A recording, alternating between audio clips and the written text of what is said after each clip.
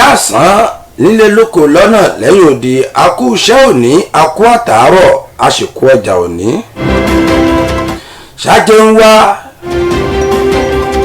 lẹ́yìn ọjọ́ ajé ọjọ́ Monday gbogbo wa pátápátá láàmú rájẹ jẹun ọlọ́run ọba mi òkè.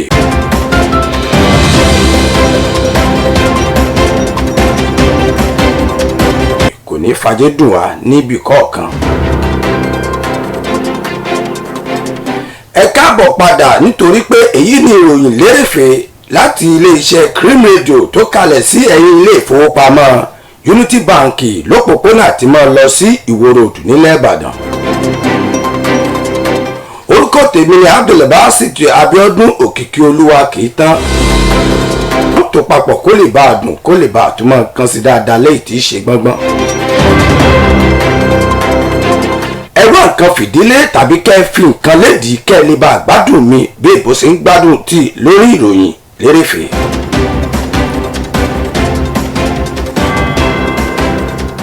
ọ̀kan lára àwọn ajìjàgbara àti agbẹjọ́rò àgbà ní orílẹ̀-èdè wa Nàìjíríà tí orúkọ rẹ̀ ń jẹ́ ọ̀gbẹ́ni Fẹ́mi Fálànà ẹni tó ṣojú fún ikọ̀ àwọn Nigeria Association of Resident Doctor lè tá a mọ̀ sí NARD wọ́n sọ̀rọ̀ pẹ̀lú ìjọba àpapọ̀ wa Nàìjíríà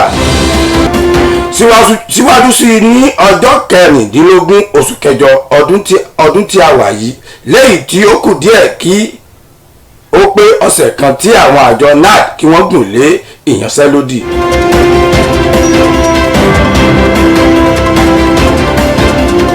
ní àjọ Federal Ministry of Labour and Employment ibẹ̀ ni Dr. Okiki ti gbé àwọn Nigeria Association of Resident Doctor lọ sí National Industrial Court láti ṣàlàyé ìdí ẹ̀ tí àwọn kò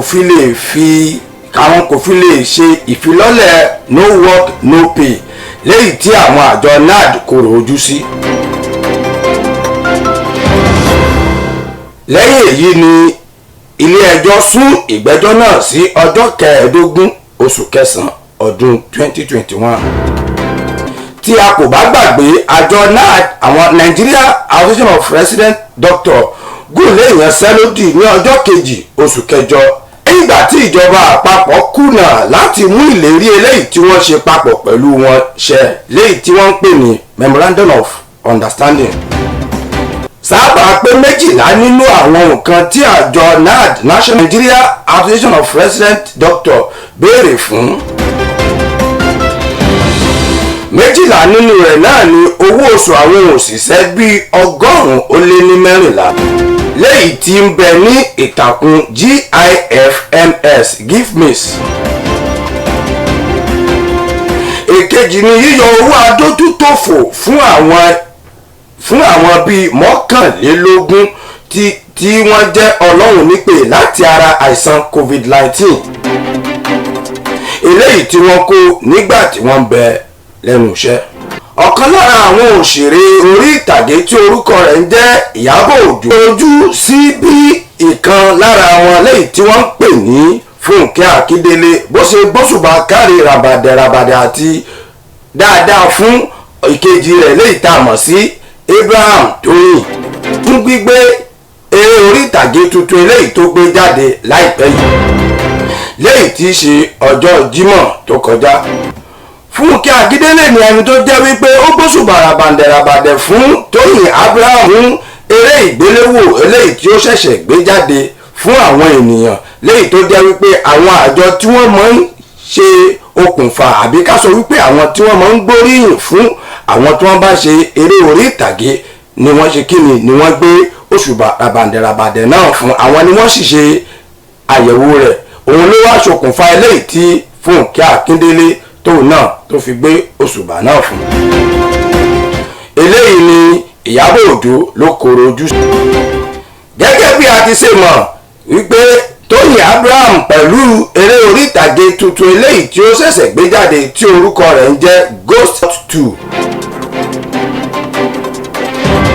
léyìí tí wọ́n ṣe àfihàn rẹ̀ ní ọjọ́ Jímọ̀ eléyìí tó kọ. eré orí ìtàgé eléyìí tí Abraham eléyìí tó gbé jáde òun ni léyìí tó sì ṣe àfihàn àwọn òṣèré jàǹkànjàǹkàn tí ló kọ nínú eré orí ìtàgé. yálà eré orí wọn bíi Osas Ighodaro, Mercy Johnson, Okoje àti Ìyábọ̀ Òjó gan fún pẹ̀lú Destiny Etiko tó gbé jáde gẹ́gẹ́ bíi ti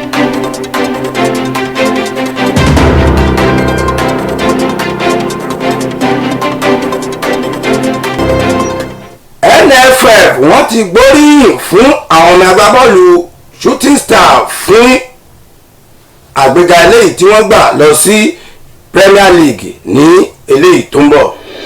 sábà pé Nigeria National League òun ni ó ń ṣe ìpele kejì eré bọ́ọ̀lù aláfẹsẹ̀gbá eléyìí tí ó ń bẹ ní orílẹ̀-èdè wa Nàìjíríà.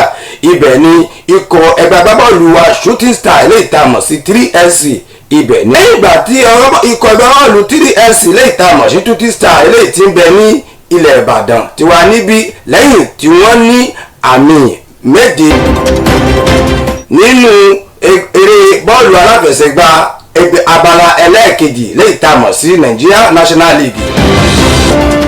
Ibẹ̀ ni wọ́n ti lọ kópa níbi eléyìí tá à ń pè ní Super 8 Play-off eléyìí tí wọ́n lọ gbá ní ìlú Ẹlógún.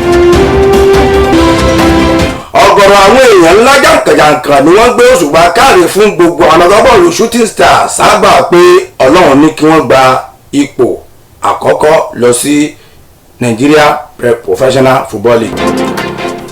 3SC gẹ́gẹ́ bí 3SC lẹ́yìn tá a mọ̀ sí Shooting Star bí wọ́n ṣe gba ipò kìíní lọ sí Nigeria Professional Football League báyìí.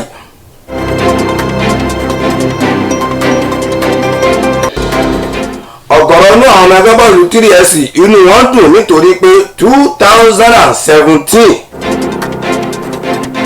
ni ikọ̀ Bẹ́dẹ̀ Insurance ó fìyà jẹ ẹgbẹ́ agbábọ́ọ̀lù wa 3SC lẹ́yìn tó sì jẹ́ wípé Remo Star àwọn àti 3SC ni wọ́n jọ figagbága lọ́dún náà lọ́hùn tí wọ́n sì jọ gbá àmì ayò kọ̀ọ̀kan sínú lórí ara wọn.